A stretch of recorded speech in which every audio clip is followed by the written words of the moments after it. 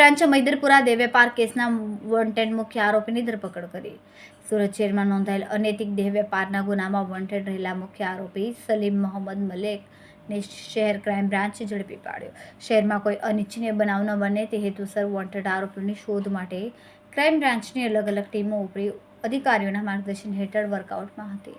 નાસ્તા ફરકા સ્ક્વોડને મળેલી ખાનગી બાતમીના આધારે સચિન લાજપોર રોડ પરથી આરોપી સલીમ મલેકને પકડી પાડવામાં આવ્યો. આરોપી મૂળ દેવદ ગામ, તાલુકા જંબુસર, જિલ્લા ભરૂચનો રહેવાસી છે. સલીમ મલેક મૈદરપુરા પોલીસ સ્ટેશનમાં નોંધાયેલ અનૈતિક દેહ વેપાર અધિનિયમની કલમ 3457 તથા ભારતીય ન્યાય સંહિતા 2023ની કલમ 144-54 હેઠળના કેસમાં વોન્ટેડ હતો. આ કેસમાં આરોપી પર આરોપ છે કે તેણે પારસ ગેસ્ટ હાઉસ અને વિજય ગેસ્ટ હાઉસમાં મહિલાઓ રાખી અનૈતિક દેહ વેપાર કરાવીને આર્થિક લાભ મેળવવાની ગેરકાયદેસર પ્રવૃત્તિ હાથ ધરી હતી.